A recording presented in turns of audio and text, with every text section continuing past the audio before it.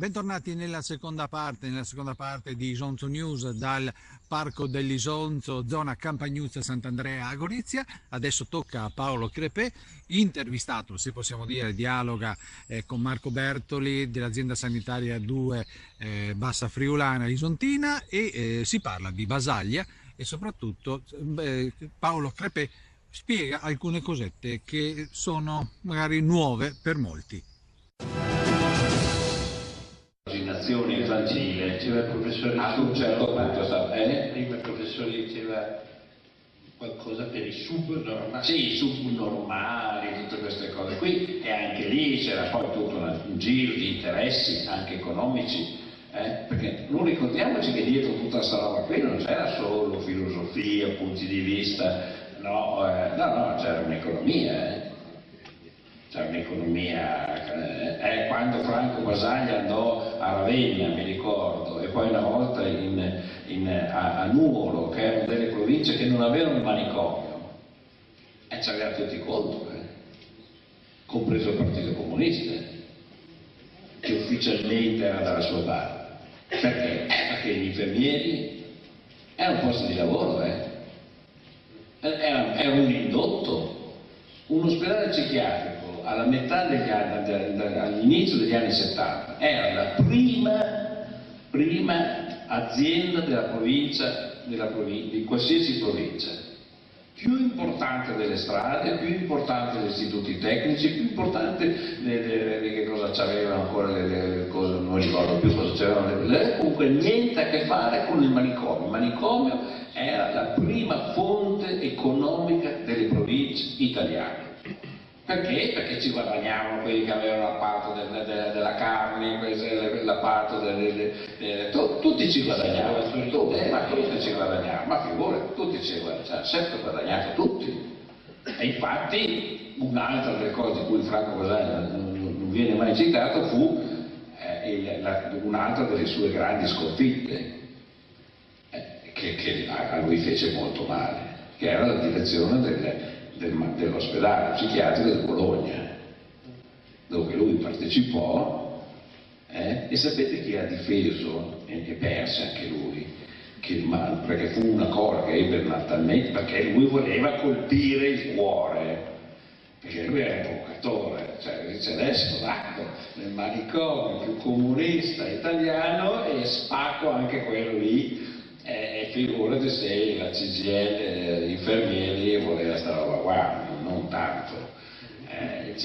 Partecipò a questa famosa riunione alla sede del Partito Comunista di Bologna, che all'epoca era una specie di cattedrale, un certo signor napolitano, mandato da Berlinguer, perché il napolitano aveva capito che questa era una riforma che doveva andare avanti anche e soprattutto a casa, quindi però non ci fu niente da fare. Basaglia perse il concorso, vinse un altro e andò a Parma. No, ecco,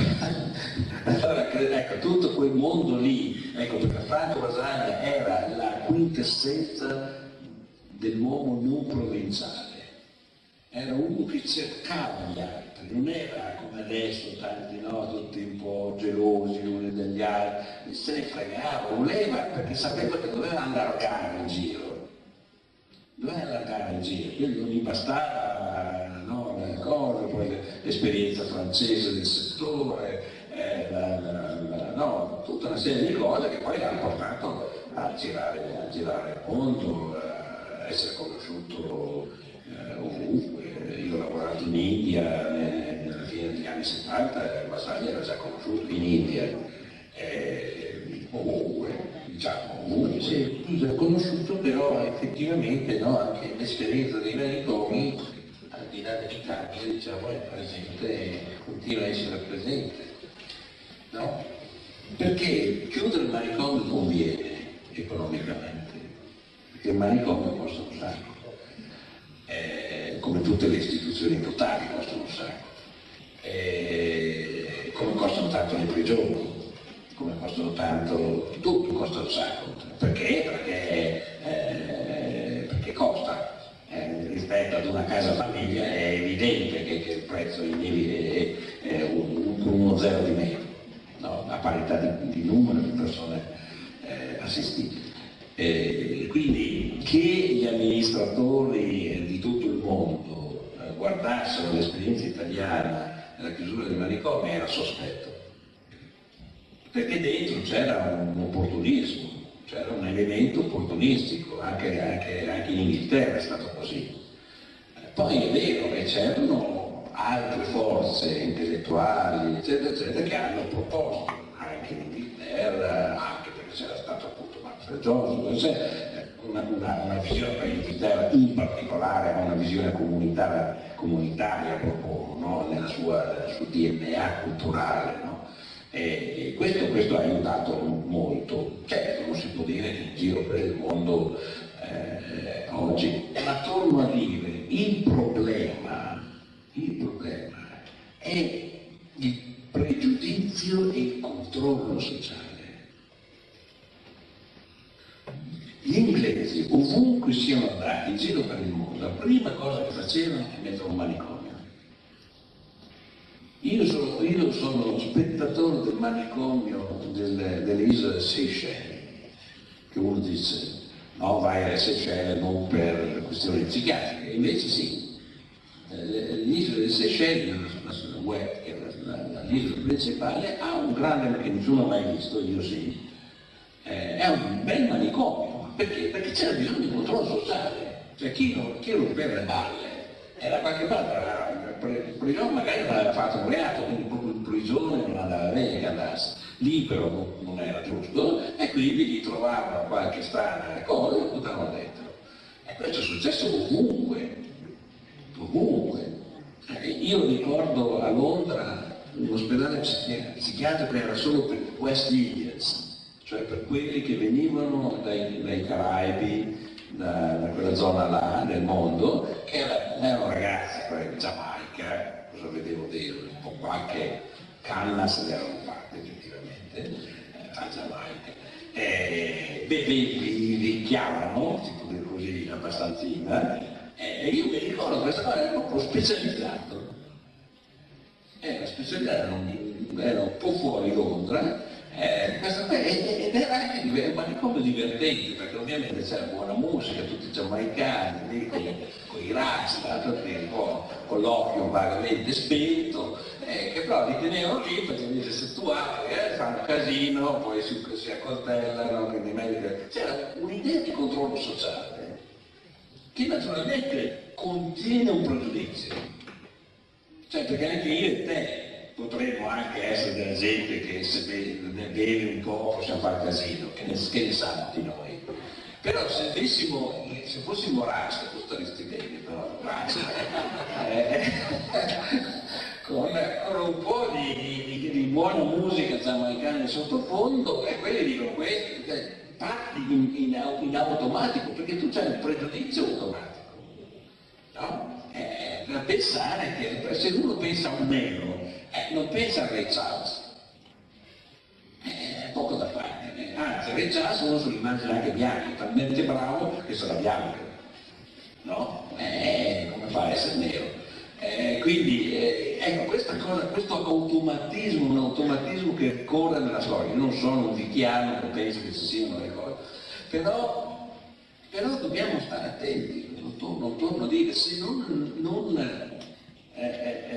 come posso dire, interrompiamo il cortocircuito culturale a monte, e poi tutto il resto diventa molto complicato.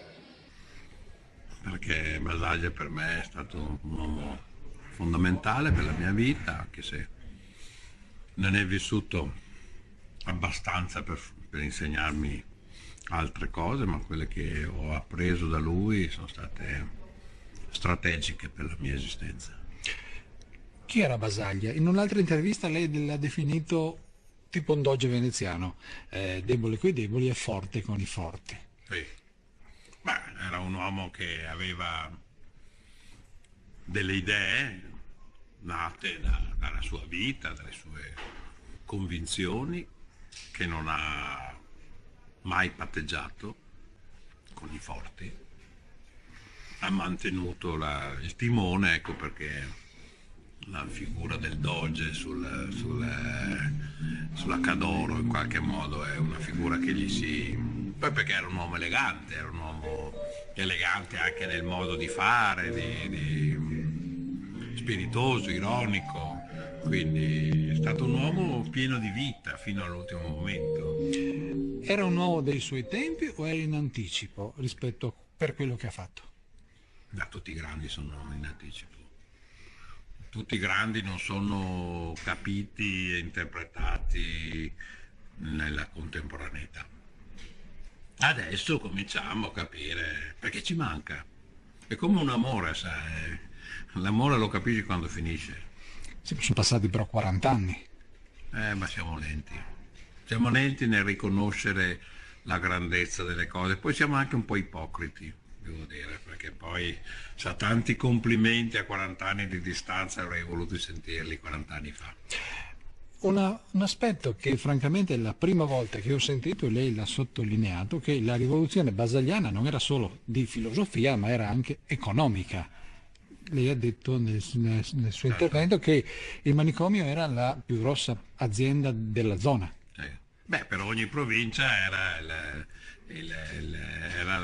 la cosa che aveva più dipendenti, che aveva un fatturato più alto.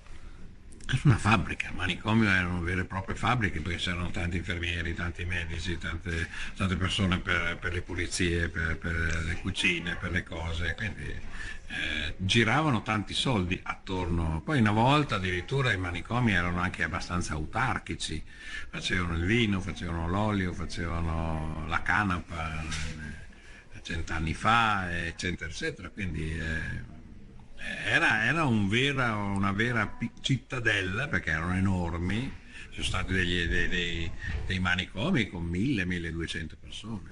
Quindi non era forse solo un discorso filosofico differente, ma c'era di mezzo anche i soldi. Sì, beh, i soldi, il potere di far carriera all'interno dei manicomi.